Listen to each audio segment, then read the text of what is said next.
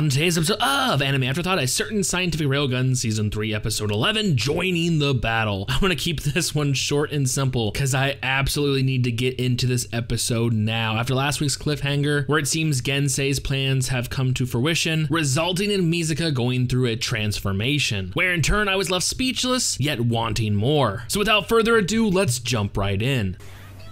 Oh, we get to see this again. Oh. God, I love this transformation. The design is so fucking unique. And I forget who said it. It really does resemble Gabriel from Index 3. I believe it's Gabriel. One of the angels. So cool looking. Touma! So what am I expecting going forward? Simple. Non-stop action. I mean, literally we just saw Railgun transform. So I'm expecting some kind of super badass battles. I mean, the outro says it all. So, I have high expectations. Very high.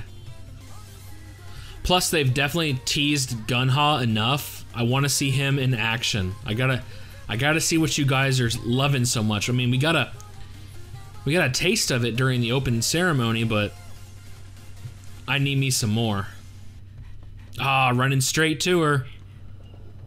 Now that he knows the truth that they're actually after Misaka. Oh god, dude, this is such a unique transformation. Okay, so it seems Mitori has control over exterior now? I don't know how that's possible. I assumed Gensei only had it because of he said he matched its brainwaves to him using level upper. Oh, is she gonna try to manipulate her through exterior? Okay, so now that we're seeing into her mind, I'm assuming she doesn't have full control over her body. I mean, it's absolutely true. Like, this city is just fucking disgusting when it comes to human rights violations and shit. Like, seriously. Oh, is she gonna have Misaka go attack this building? Oh, I fucking called it. I fucking called it. Holy shit. Oh my god. Look at that fucking attack. Oh. Me too. I think I just wet myself. Holy shit. Did it just get completely destroyed? No, it's fucking unfazed? Dude, that attack reminded me so much of fucking Eneru from One Piece. Oh god, she's only 2%. And yet she's this over fucking powered. Ah, you see little sparkles in his eyes. He must be controlled by Misaki. So it seems she's setting up shit already, but now she doesn't have control over exterior. Alright, I guess you guys are right. They must have some kind of history. I was not expecting this. Oh my god, on my headphones it sounds like she's in my fucking ear. This is creepy as shit. See, I was wondering why Misaki couldn't really fuck with her mind, but Mitori was able to. So obviously it's that black and red lightning that went into her, the whatever it is, even though people are saying it's either Misaka Network or whatever, his attaché questioned that at the very beginning. I guess they're actually manipulating that to manipulate her? Is that what's going on? Oh shit. I wonder when the fucking liquid metal bitch would show up. Well, they focus on her necklace 3 separate times, so I'm assuming that's her way to control this long distance puppet. Kuroko, here we go. Oh, I love her power. Well, seeing how as you erased and fucked with my memories last time, yeah, I can see suspicion in fucking trusting you. But I have to admit, that is a pretty fucking handy way to transfer all that information in, you know, instantly. I was gonna say, they're gonna have to stop the Dehase festival because that thing's still going on. Ah, here we go. Gunha. You guys said he's the #1, the most interesting character to look out. So, I gotta see something. Oh, that's pretty bold of you, Touma, to go in for an attack. She can sense it? Okay, so he is using level up to share with her. I was very curious to see how she gained control. If it's supposed to be matched to his brainwaves. Oh, shit. Oh, this is getting good. Oh, fuck. Oh, fuck. Holy shit. Yo, did he just pull a 1 punch?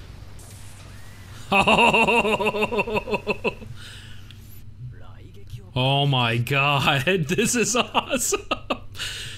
Holy shit, these 2 characters. Oh. Did he just fucking headbutt that away? A fucking steel I-beam? Oh, is she yeah, iron sand barrier. Holy shit. Yo. I bet his reality is just, I want to be a fucking anime pro tag. Oh, what's he gearing up for?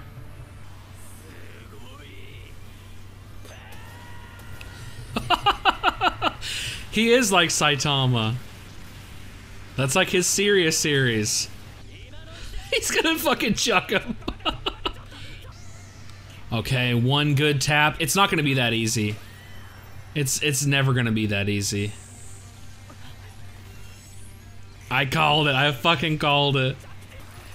Yo, this guy's straight from fucking Bleach or Dragon Ball Z. Like, he's not even from this universe. That's what it is.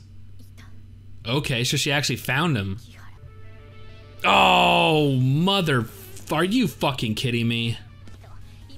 Oh, thank God we're getting more Gunha awesomeness in this preview.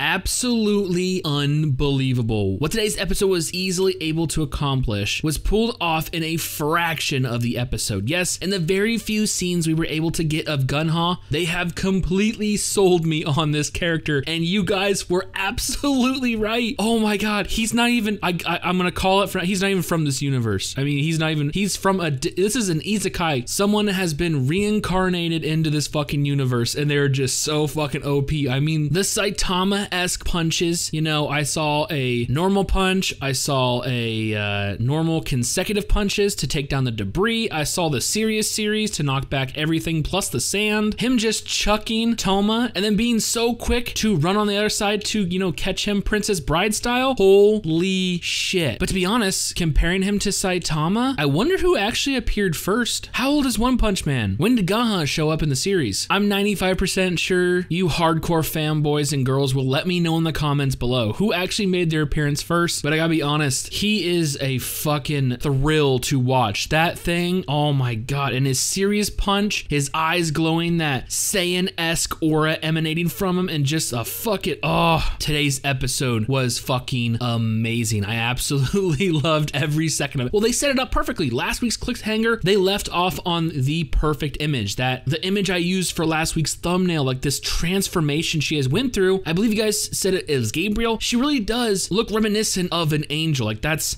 obviously what they're trying to achieve with the level 6 shift. But god, lo and behold, today's episode picks up right after that, and it's just instantly awe-inspiring. You see the Eneru-esque lightning bolt come from it just, oh god. Now, I don't know if they brought it up, and it may escape, you know, my current thinking. Why did they exactly attack that particular building? I believe they called it building number 2. Obviously, it has some significance to Matori, and obviously it must be of some importance because with an attack like that, it didn't even make a fucking dent. So obviously the security and the structure of it are top notch, leading me to assume that there's something housed in there that needs to be absolutely protected. But yeah, that devastating attack that would literally scar the landscape of the earth that could be probably seen from fucking outer space didn't even do a dent. Of course, you know this rampage is not over. She's obviously not 100% herself, and we also have Matori Mitori whispering in her ear because of Gensei using level upper. He has given her access to exterior, and she now has the ability to manipulate what you guys have told me is considered Railgun level 5.1, or as Gensei puts it, 2% of her progression to a true level 6. And that's an absolutely scary thought. Going from how she was to this monster is only 2%. It truly makes you wonder how powerful a level 6 would be. Are we talking about planet altering, galactic altering, universal altering? I mean, are we talking about pure omnipotence? This shit literally has me quaking in my seat. Unlike our main protagonist, who is literally running towards disaster. Yes, Touma seems to have conquered his fear of death long ago, and upon hearing that it's actually Misaka, the one that they're targeting, and the one doing all this destructive collateral damage, he does not hesitate to go right after her. And it seems upon pure coincidence, he runs into Mental Out. And once again, like you guys have told me, there is a previous relationship or interaction between those two, as we see when she gets all giddy to him showing up and even dubbing him as her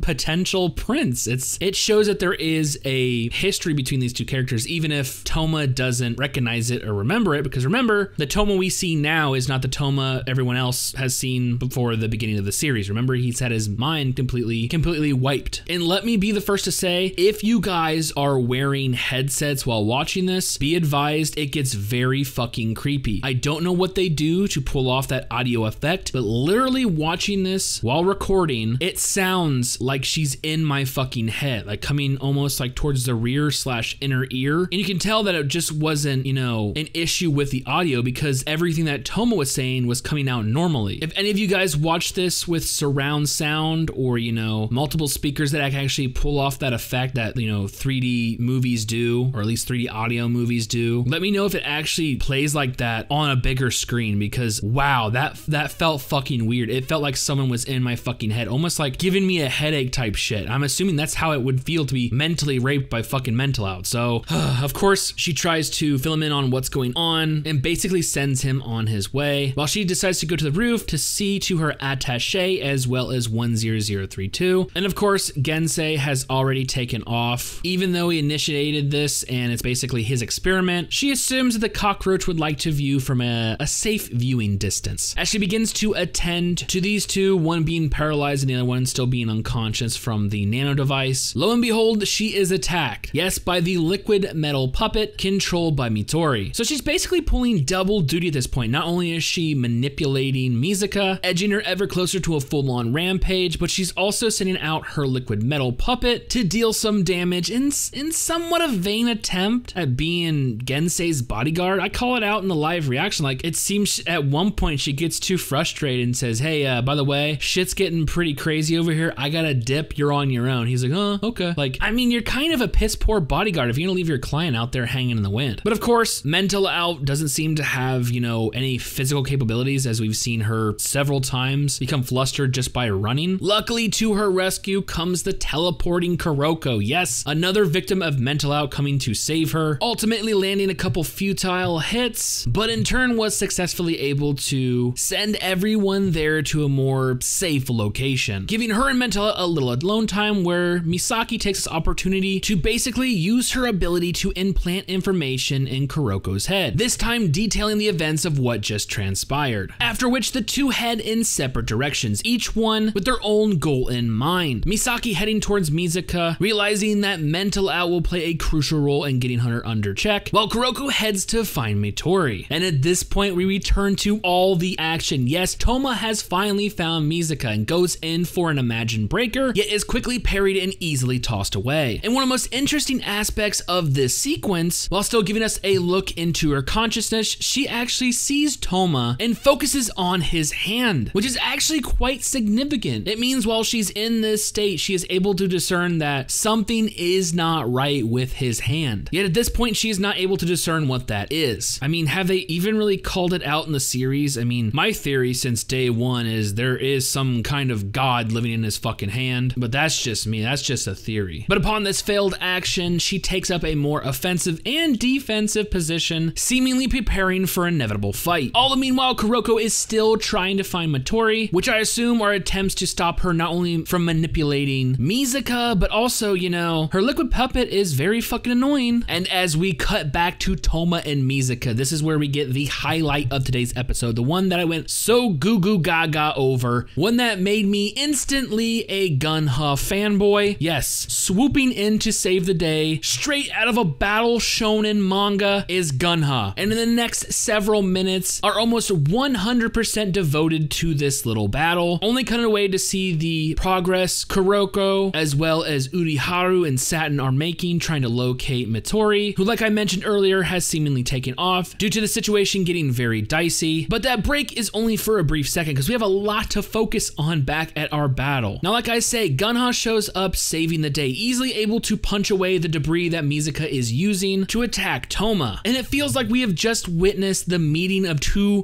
colossal figures, two icons. It truly feels like this is the team up of the series. I'm assuming this is what you guys have been waiting for ever since this new season has started. I mean, I'll say it, Index fans are fucking hardcore, and I can definitely see why. With the introduction of this new character, I am not only that, but he's still a fucking mystery. You guys say he's still a mystery to today. I mean, his first punch alone, the hyper eccentric, ultra great, giga extreme, hyper again, amazing punch, was literally badass. And I'm assuming that's just his level 1 punch. I mean, we see later on, he gets fucking serious and starts glowing in a Saiyan-esque aura, like, I mean, oh god, his super amazing punch at the end was just beautifully animated. Loved it, absolutely loved it. Not only that, it gave it Touma the opening, you know, to actually go for an attack. Once again, utilizing his new teammate, or the teammate utilizing him. Either way, Gunha basically picked him up and fucking threw him. But yeah, it was so fast, he was able to catch him on the other side, when unfortunately Imagine Breaker was unable to break this transformation. I'm assuming because of the, you know, the black lightning, which I'm still kind of curious, is it the culmination of the Misaka network going haywire, the virus that Gensei put in it? But at the beginning, even the attaché was like, is this the Misaka network? No, ... So I'm not 100% sure what's still affecting her. We do know that exterior has some play in it because Mitori is still literally seen in her conscious, but